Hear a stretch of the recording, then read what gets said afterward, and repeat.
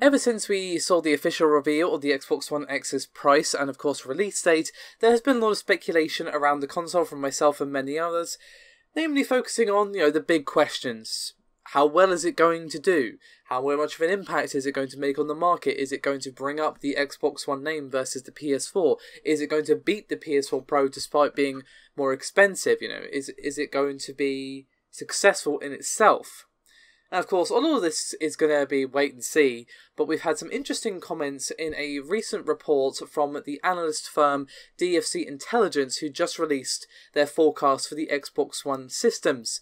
And in this Red Gaming Tech video, we're going to be taking a look at some of what they had to say. According to them, the family of console hardware from Microsoft, this of course includes the Xbox One Vanilla, S and X, should reach 63 million units sold by the end of 2021, and 17 million of these should be Xbox One X systems, according to David Cole, an analyst over at DFC.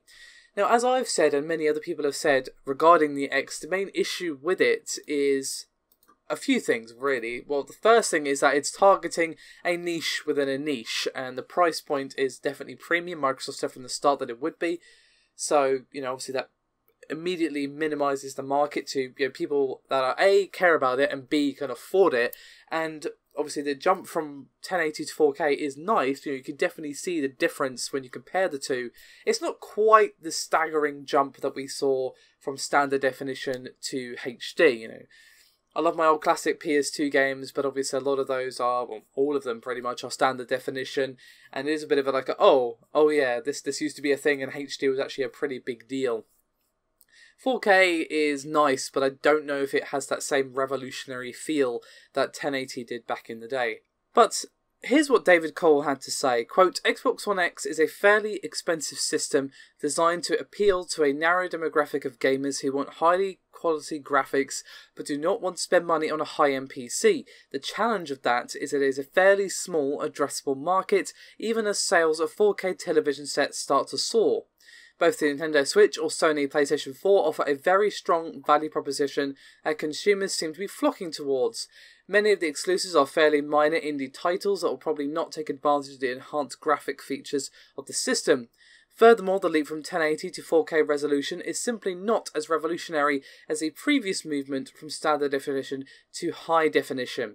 And to be honest with you, I pretty much agree with all of his points there. We saw some pretty strong exclusives from Microsoft at E3. I have to say, one of their conference was one of the strongest this year. And there was numerous games there that I like the look of, including, for example, The Last Night, and of course there was Crackdown 3, which is AAA, but you get my point. But the actual games that are going to be taking advantage of the extra horsepower, we only saw a few, really. Crackdown 3 is probably one of them. Obviously Forza is definitely going to be one of them. And we're going to be seeing a bunch of older games updated, but as I keep saying, and this is by no means an original statement, you can have all the fancy hardware inside the machine you want, but if you don't have any games to play it on, really it's just an expensive paperweight. So they need to nail those exclusives that are really going to make the jump in terms of price worth it. Especially if you already own an original Xbox One or S even.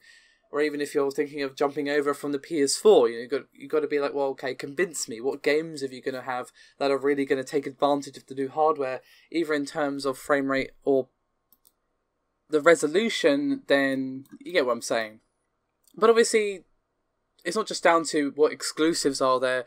It's also, okay, they're patching a load of old games like, Gears of War 4, but also any new games, multi-platform games, you could argue, well, they're going to play better on the X, or at the very least they'll run just as well but a better resolution, and I have no doubt that some developers are going to opt for 60 FPS rather than 4K, or sometimes you might even get both, as we have seen with Forza. So let's say, you're a vanilla PS4 owner, and you're thinking of upgrading. There's been more than the fair share of PS4 games that have suffered from issues in terms of frame rate and just lackluster performance. If there's a lot of multi-platform games that you want to play, the Xbox One X could be of interest to you because, you know, perhaps you were toying with, oh, you know, I'd like a PC for the performance, but it's very expensive, it's a lot of effort, it's confusing, you know, all of these are valid feelings to have. The Xbox One X comes along, it's like, hi, I'm really simple, you just buy me, I'm really powerful, you can play all the latest games but better. And that person is like, cool, sign me up. And Microsoft is very much rubbing it in Sony's face that they now can say they have the most powerful console, because obviously Sony, as civil and very sort of professional as both companies have been in their contests against each other, Sony did not miss a trick with going, yep, we've got the most powerful console. And let's not forget that infamous thing at E3 where they said, here's how you trade in a PS4 game, or here's how you borrow a PS4 game, and they just had a little clip of them handing the game case to another person. I mean, that was brilliant, but Microsoft was like, now it's our turn. I mean, just take a look at the website, which I'll be showing on screen, and it'll be linked below as well if you want to go give it a look-see yourself. It says right there, 40% more power than any other console. They're not missing their chance to point out, hey, we're in charge now. But as good as that is, they need to reword the one above it, because see every frame with 326 gigabytes a second memory bandwidth. It's like, okay, but you don't really want to see every frame. You kind of want to don't. That's kind of what we had before when we had games running at sub 30 FPS. Just kind of want to point that out. But the point is, I do agree with this point, but I think there is obviously more to it.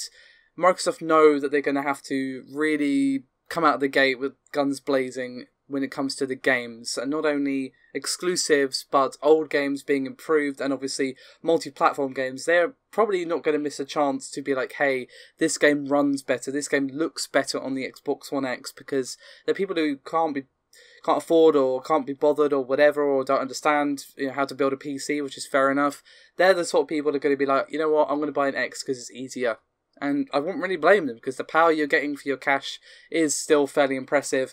I mean, I don't think anyone's under any illusions about the X. It obviously is a premium product and is obviously not going to sell, you know, as much as penny sweets. But I think it is going to do fairly well if Microsoft do it right around launch. But we'll see.